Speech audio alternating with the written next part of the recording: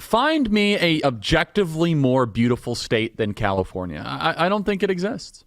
I mean, there are beautiful parts of Montana. There are beautiful parts of Alaska and Hawaii, but all of those kind of have downsides. If you live in Orange County, outside of June gloom, there is not a lot of downside there. It is as beautiful and as pristine as it gets. My theory when it comes to California is how far can you push a people while the weather's really good? And the answer is you can actually push them really far. We always joke around, what is the importance of weather when it comes to lifestyle? It's actually a lot. Sunlight and weather plays a lot into the human psyche. It turns out that you could turn your state into a seismic hellhole. Taxpayer-funded abortions, gender reassignment surgery, illegals everywhere, critical race theory in the schools, terrible economy, high inflation, and people will still live there. Now, California does have a declining population. It does have people that are leaving for my home state of Arizona. However, it's remarkable the power that living in Santa Barbara has on some people, turning it into just a communist dystopian hellscape. I always joke around with producer Andrew. I said, so what is the breaking point? And I actually see it from his perspective and Sonia Friend's perspective. When California is good, it's the best place on the planet. There's some moments where you say, what am I doing here? It cost me $95 to fill up my car with a tank of gas, and I just spent $700 at a local grocery store, and I can't afford rent. And then you're driving down Pacific Coast Highway at 3 p.m. on a Sunday afternoon with the windows down, and you say, I'll pay anything. Take my money. I don't care. And the wind is coming through, and you're listening to the radio, and you say, why doesn't everyone live here? And then you pull over at a stoplight, and then there's some bum defecating after he just shot up with heroin. And you have this incredible paradoxical contradiction.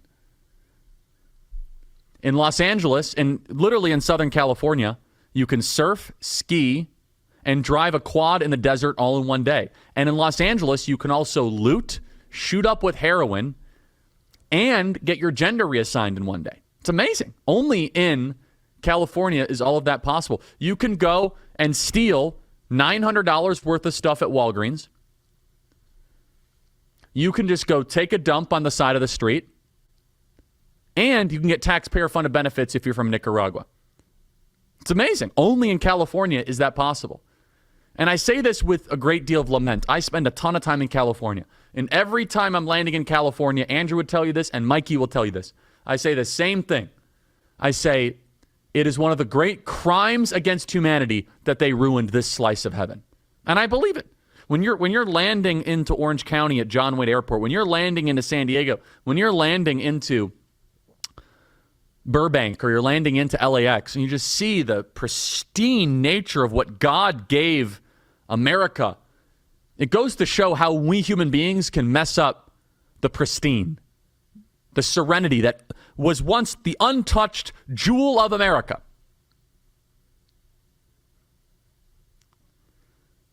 And now Gavin Newsom wants to be president. Look, I hate to break it to you, pal. If you can't fill up a fire hydrant, you can't be president. I don't want to hear anything about water levels or all this. It's very, again, I'm far from like a water expert. I'm not on some like water reclamation board. But isn't it, if you have a surplus of water, you don't have an issue with the water? The reservoir that was supposed to be full has been empty as of February last year, and no one even told the fire department. And the woman they promoted and pay $750,000 a year to handle that job didn't tell anybody. And the reservoir that is supposedly to be working was under maintenance. Under maintenance. California is, without a doubt, one of the great test projects, one of the great petri dishes of why politics matters. And I want all of you to remember this. If you're a pastor, if you are a person that says, I don't like politics, if you don't care about politics, politics will care about you. And politics can ruin a beautiful gift from the heavens like California. Objectively one of the greatest places on the planet to live. And now it's not any longer. It's become a raging insult to all of our senses. It's like overwhelming. From the bums to the illegals to the cartel members to the inflation to the it's just you can't process it. And that shows that politics does matter. And staying on the ball does matter. And let California be the best example. Let's go to cut 13. Waste of time. I mean, what a waste of time. Pure political theater. They was never, ever going to convict a former sitting president of nothing.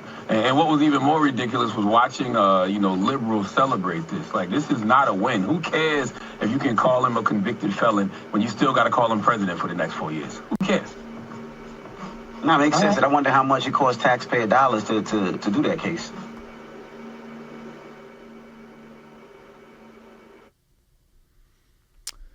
The situation in front of us right now is this potentially is the end of lawfare. The end of the lawfare regime in its current composition and its current structure. Lawfare is dead. You see, the American people saw it for what it was. It was naked political intervention trying to get a desired outcome. And as Charlemagne says, it's pure political theater. They were never going to actually convict a former president or a forming or sitting president. I disagree with that, though. I think that they were going to try to convict him. I think that what got in the way was the American people. What got in the way was you. You got in the way of our plan. You got in the way of their plan.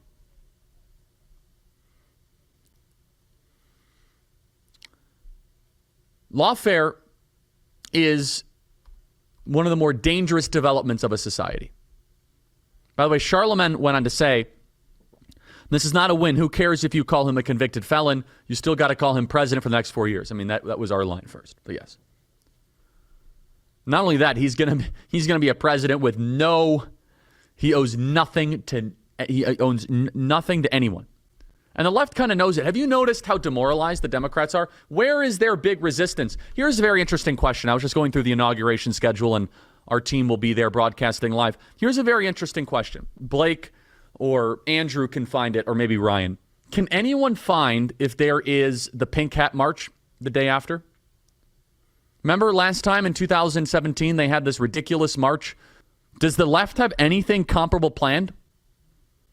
Please find. I mean, look at all their grassroots networks. Do they have a single thing planned right now? Do they have a protest? Do they have a big march? I mean, they might have a couple things here or there, but where is the massive response that we saw in 2017? The resistance has given way to the acquiescence, and we, the people, got in the way. And the left is just defeated. That's why you have Gavin Newsom coming out. Gavin Newsom replied to one of my tweets this weekend, which, by the rumor is that Gavin Newsom's son very well might watch this program. Just, very, let's just say, good sources. It's true. Eric Boland's laughing. It's true. Gavin Newsom's replying to my tweets, agreeing with me. Can we get the tweet up here? Gavin Newsom is like a big Charlie Kirk fan all of a sudden. He's saying, I agree. This is, violent criminals need to be locked up. And what are you doing here? I could tell you, they realize they are so off the mark of where the center of the country is, and the non-ideological, naked political opportunists are trying to adjust in real time. Gavin Newsom responding to tweets. We have, there is the People's March on January 18th. Okay, so there is something. But that's before the inauguration. Oh, there's going to be a women's march. I have to go. Oh, my goodness. Thank you, Blake. This is a gift. I have to go and interview people at the Women's March.